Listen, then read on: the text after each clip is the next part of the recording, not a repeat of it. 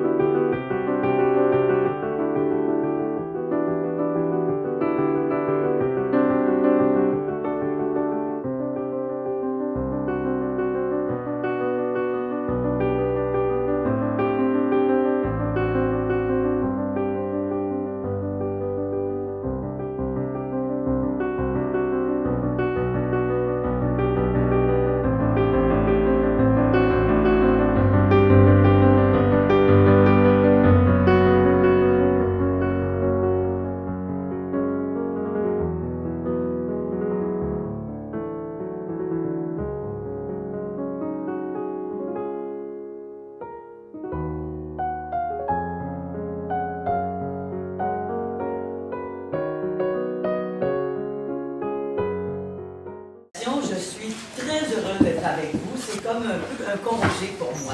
Ça me fait du bien de me retrouver dans un autre milieu, dans un autre univers que celui dans lequel je suis tous les jours, qui n'est pas nécessairement toujours facile, vous en conviendrez. D'ailleurs, vous devez reconnaître que ce n'est pas toujours facile d'être ministre ou d'être membre de votre Parlement. Je suis contente d'avoir avec moi Suzanne Proulx, qui est députée. Elle est au bureau Blouin, mais il y a une chose, je suis certaine qu'ils ont comprise en vous entendant, c'est que notre relève est prête. C'est très rassurant pour nous. On peut penser qu'on va travailler encore un peu, mais on sait que vous allez être là pour prendre la relève. Je vous félicite parce que tout ce que vous avez dit, c'était fort intéressant et pertinent. Je vous ai écouté très attentivement sur la santé, au niveau social, au niveau de l'environnement, de la justice.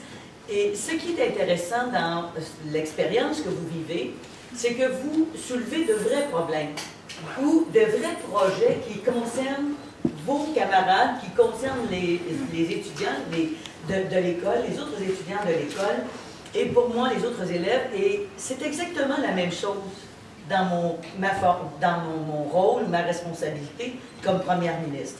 Évidemment, c'est à une échelle juste un peu plus grande. C'est pour tout le Québec.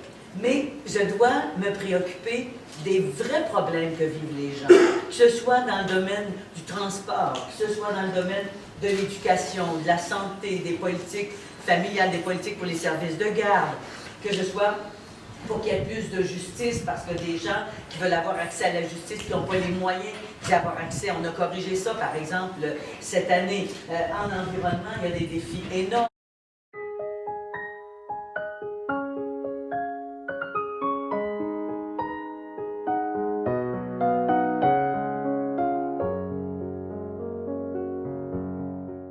On m'a dit qu'il faudrait que j'explique pourquoi tu fais de la politique.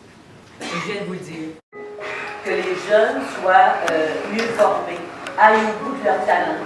Ça veut dire des fois avoir un diplôme d'études professionnelles, ça veut dire d'avoir un diplôme technique, ça veut dire d'aller à l'université, mais au moins aller au bout de ses talents, se réaliser. Et moi, si je fais de la politique, c'est pour avoir une société plus égalitaire, plus juste, une société qui permet aux gens d'être mieux dans leur vie.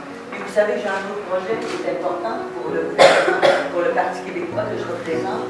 Moi, un jour, j'aimerais ça que le Québec soit un pays libre, indépendant, qui pourrait décider de ses politiques, de se représenter au plan international, d'avoir toute la responsabilité en matière d'immigration. Et pas que ce soit partagé avec un autre gouvernement, mais que ce soit nous qui décidions de ce que l'on pourrait faire de mieux, de différent au niveau de l'immigration. Ça, c'est le deuxième rêve. Un Québec plus juste, plus équitable, une meilleure qualité de vie, puis un Québec plus libre. C'est le projet pour lequel moi je fais de la politique. Et tous les jours, je me dis que si j'ai posé des projets pour faire avancer le Québec, j'aurais bien servi le Québec. Puis, des fois, on me dit, oui, mais tu viens pas fatigué, tanné, c'est bien le problème, etc. Des fois, je fais comme je fais aujourd'hui. Je me rends compte, je vous écoute. Je me dis, s'il y avait une seule raison pour moi de faire de la politique, ce serait de pouvoir constater ce que des jeunes comme vous font dans leur milieu scolaire, dans leur école, et qui apprennent ce que sont les institutions, comment ils peuvent s'engager dans la vie publique.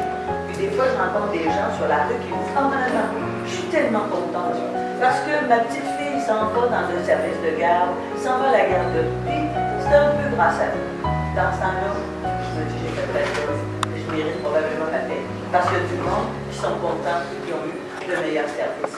Alors voilà ce que je fais là. Alors, je suis Premier ministre. Pourquoi faire de la politique?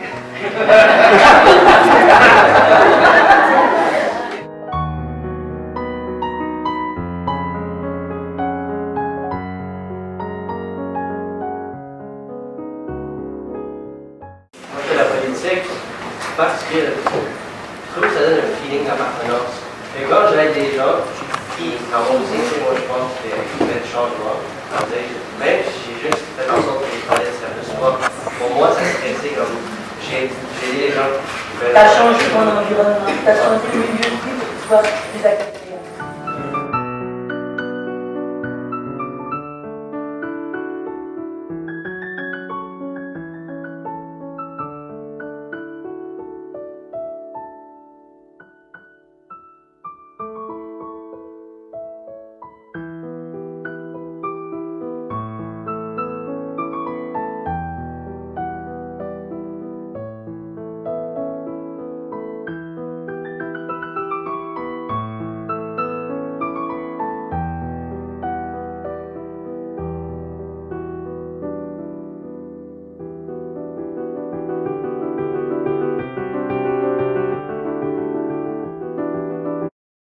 Donc là, nous sommes rendus au point 4, la résolution.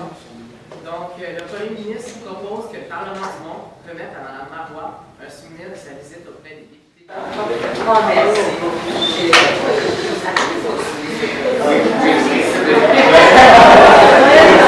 Il est beau, l'emballage est beau, c'est dommage.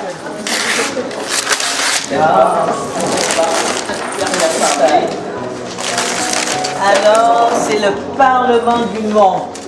Bravo, bravo, bravo. Merci beaucoup.